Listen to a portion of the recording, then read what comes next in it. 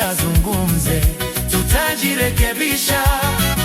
Tumekubali makosa, tunakuomba radhi, tutafuata usia wako Baba.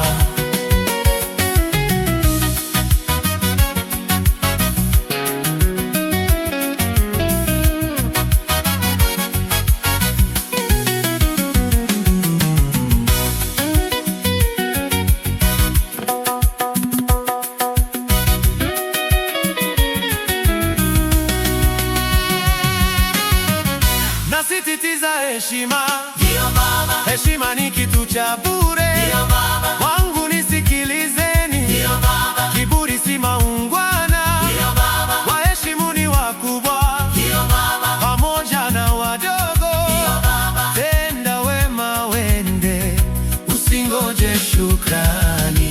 Kweli Baba, kweli Baba, maneno tumesikia, tunajikusanya tuyazungumze, tutajirekebisha.